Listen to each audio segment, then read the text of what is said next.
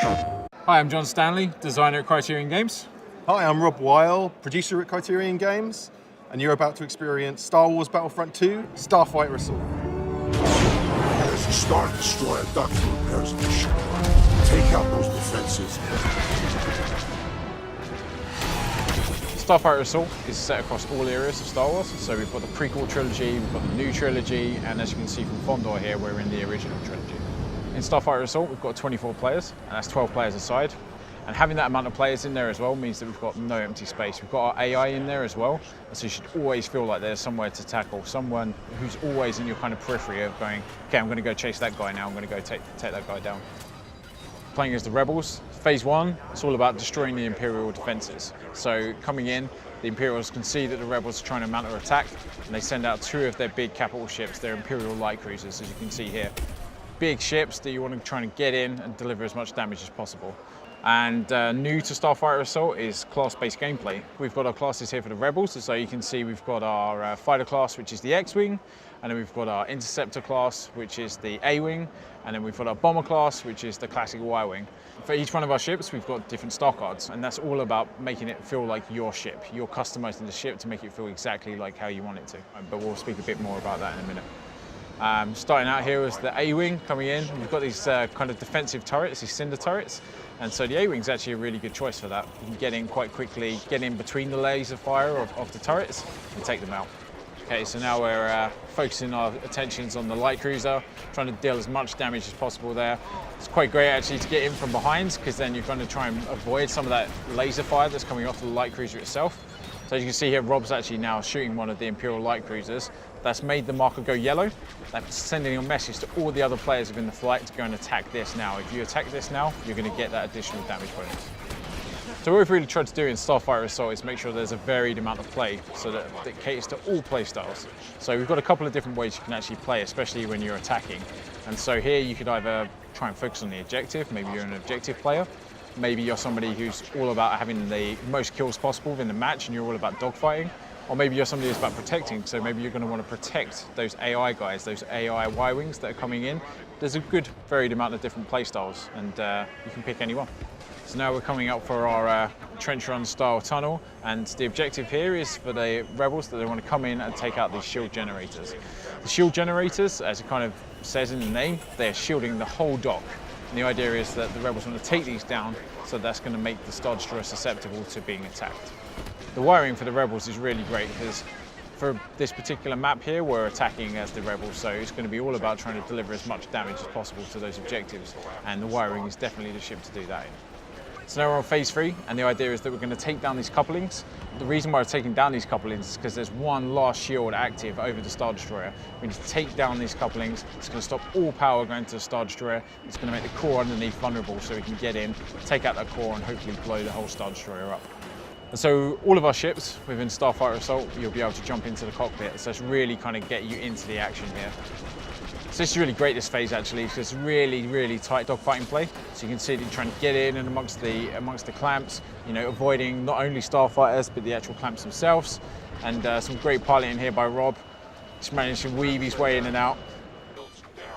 So now the power couplings have been disabled, you've got a 30-second window to deal as much damage to the Star Destroyer reactor and complete the final objective. Fantastic, the Rebels have managed to win.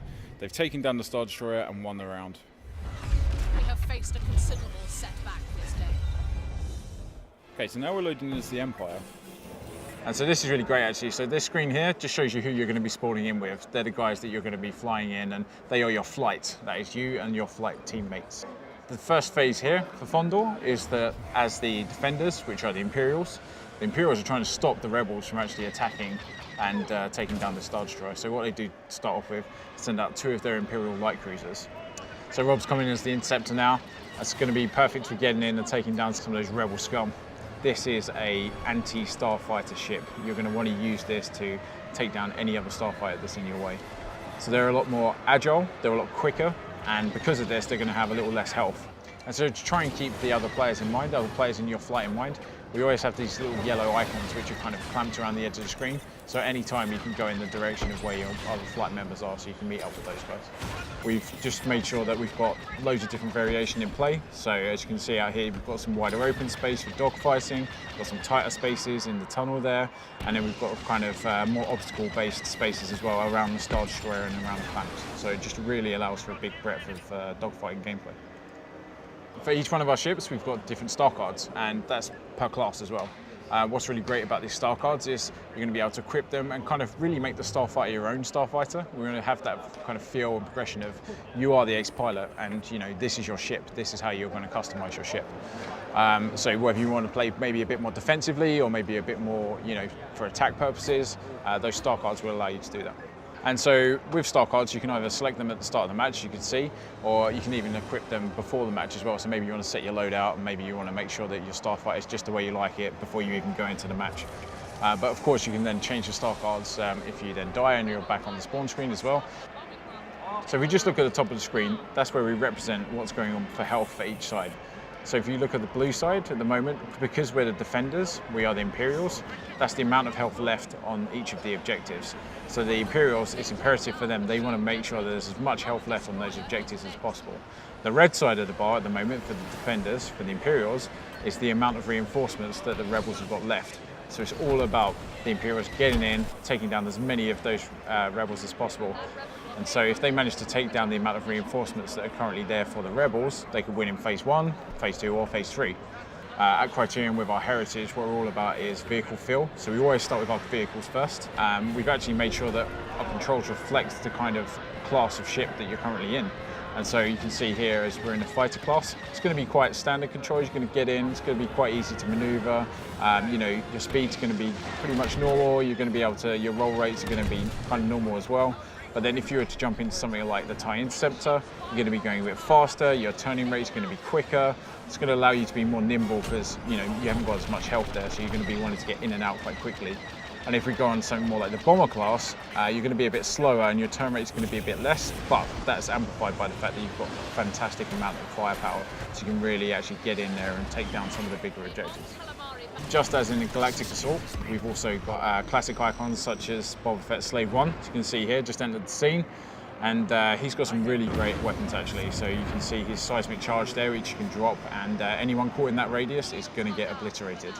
And he's also got his torpedoes in there as well, and his ion cannon. So the good thing about the hero ships is that they can really change the tide of a match. So you save up your battle points, and your battle points are things that you earn throughout the whole course of the match. Every time you take down somebody or attack an objective, you're earning battle points. Save those up, and you can cash them in and bring in a hero ship into the battle. And this is Darth Maul's scimitar, and so he is a hunter killer for sure. So you can see that we'll be able to cloak and go invisible. What's really great about that is that, you know, breaks all missile locks, anyone trying to target him. And as soon as he comes out of cloak as well, he's going to deliver additional amount of damage with his lasers. And so now we're in as Black One, which is Poe Dameron's ship. And he's got a bunch of abilities which you can use. So you can see down there, he's got his astromech, but that's actually BB-8. So when you fire your ability, when you fire BB-8, you'll be able to hear him talking and actually kind of coming through and saying that he's repairing the ship. So Poe's actually got a great ability as well for L1R1. That's going to ping out a kind of radius, and it's going to tag all of the nearby ships and show them up on the map to everybody so they can go and attack these guys. And then on R1, he's got his proton torpedoes, which are going to be able to deliver some good damage there as well. So probably the most iconic starfighter in Star Wars, we've got the Millennium Falcon, and as piloted by Han and Chewie, which those actual guys are in there piloting the ship in the build. As you can see here from L1, we've got a big speed boost. So, you know, whilst the Millennium Falcon's going to have a great deal of health, it's also going to get targeted quite a lot because it's a really big ship. So you're going to want to get out of those sticky situations with the speed boost. R1, we've got our missiles, we've got our proton torpedoes, so you can fire those out for some great damage. So then if, you use L1 and R1, that's going to use your turret, you know, the classic iconic Millennium Falcon turret. And that's going to automatically track people and fire shots at them to try and take you down if they're on your back. Excellent work. Their assault has failed. Thanks for watching, everyone. Everyone at Criterion just can't wait for you guys to get your hands on this. You can play Starfighter Assault in Star Wars Battlefront 2 out on PlayStation 4 worldwide on the 17th of November. 英雄们。